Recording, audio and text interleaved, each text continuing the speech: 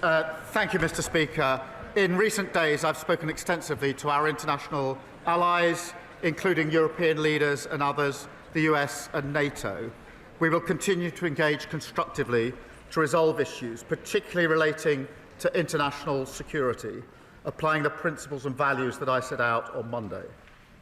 Mr. Speaker, in addition this week, the Government has announced a landmark investment to support children with special educational needs, overhauled our water system, and today launched a £15 billion plan to create warm homes. At home and abroad, this Labour government is delivering for the British people. This meeting I had meetings with ministerial colleagues and others. In addition to my duties in this House, I shall have further such meetings later today. Thank you, Mr. Speaker. We face an affordability crisis in this country. In the short term, our dependence on fossil fuels leads to a rise in energy bills, and in the longer term, the aftershocks of Thatcher mean there are not enough good non-graduate jobs. And that's why today's Warm Homes plan is such good news. Making life affordable, batteries, solar, home insulation, getting bills down, wages rising, making life affordable. But we must go further. So can I ask the Prime Minister they would do even more to make sure that life is affordable for my The Prime Minister. Can I thank my honourable friend? I know how much he cares about making life affordable. Mr. Speaker, we're taking £150 off energy bills. That's £300 for the 6 million poorest families, including almost 3,700 households in his constituency. The Warm Homes plan we're announcing today is the biggest ever public investment in upgrading British homes. It will lift 1 million households out of fuel poverty, tackling the cost of living. That's the difference a Labour government makes.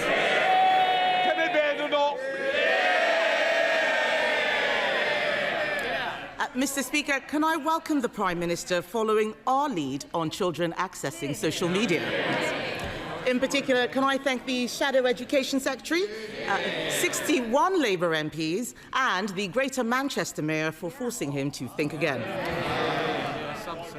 Mr. Speaker, the Prime Minister and I agree.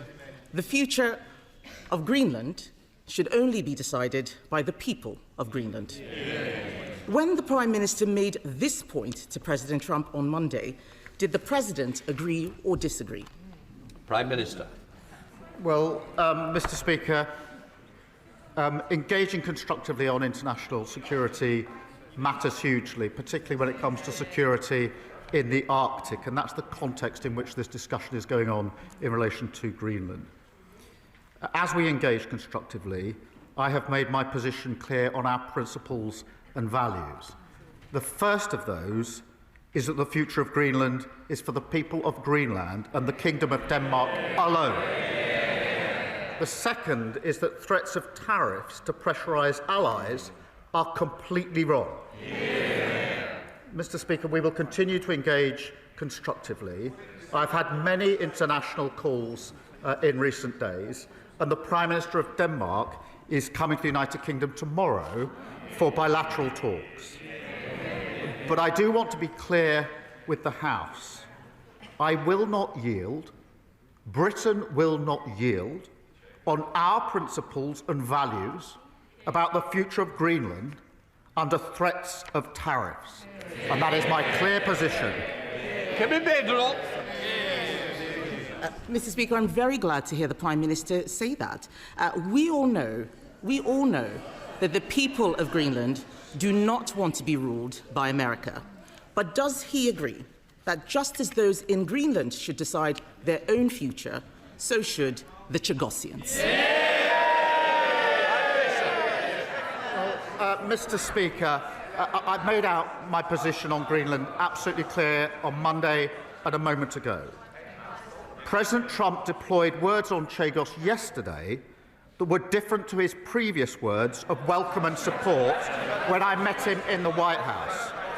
He deployed those words yesterday for the express purpose of putting pressure on me and Britain in relation to my values and principles on the future of Greenland. Mr. Speaker, He wants me to yield on my position, and I'm not going to do so. Given that that was his express purpose, I'm surprised the Leader of the Opposition has jumped on the bandwagon. I had understood her position, Mr. Speaker, I had understood her position to be that she supported the government's position on the future of Greenland. Now she appears to support words by President Trump to undermine the government's position on the future of Greenland. She's chosen naked opportunism over the national interest.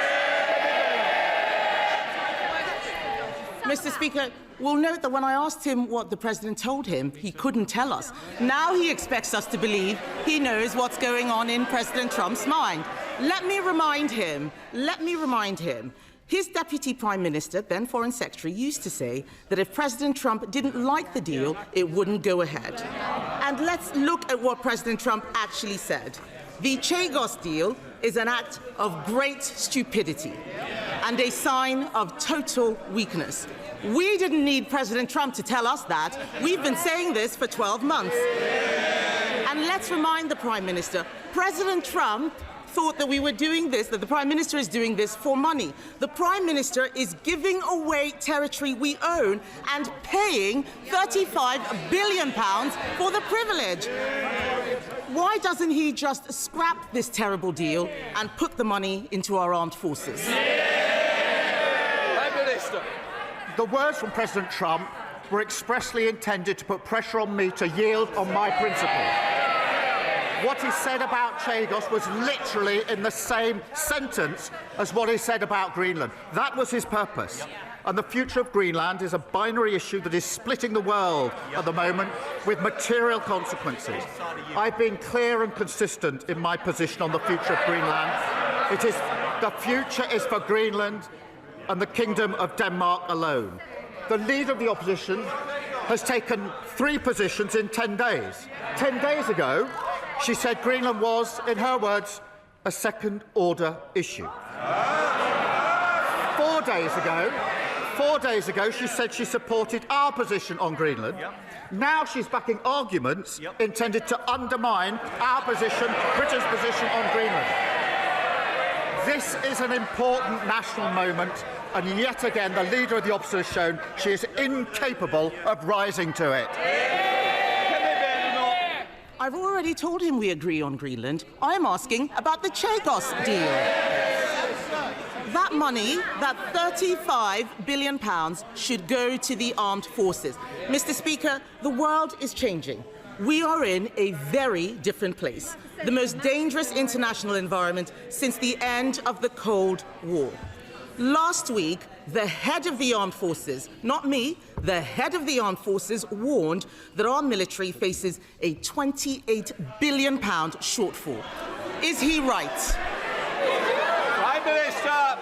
Mr. Speaker, I'm proud we're spending more on defence than any time since the last Labour government.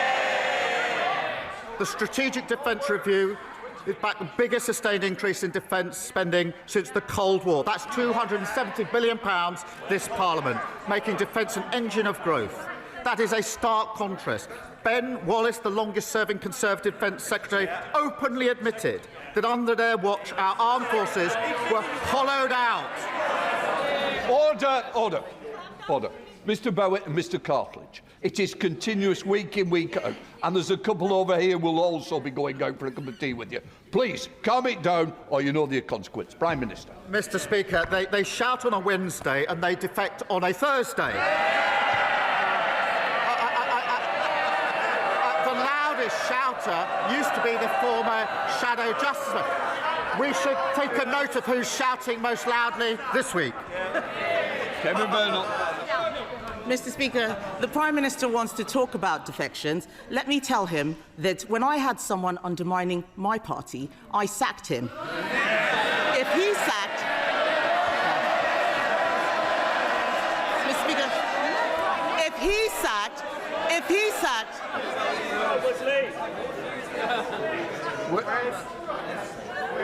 We're going to get through this Prime Minister's questions. I want to hear the Leader of the Opposition and I want to hear the Prime Minister. Those who don't... Those who don't may leave the chamber. Can we bet? Mr. Speaker, we all know that if he sacked everyone undermining his party, his front bench would be empty. But these questions I'm asking, these questions, well, jokes aside, these questions are about our national interest. These questions are about our national interest. We support our armed forces in every possible way. Later today, my party will vote to protect our veterans from unfair prosecution. He is ordering his MPs to vote against them. In our national interest, and for the sake of all the brave people in the armed forces, past, present and future, will the Prime Minister do the right thing and vote in support of our veterans, not against them? Mr. Speaker, she's claiming strength. She read the guy's defection letter and then at that point decided to sack him. What was she going to do? Correct the typos and give it back to him?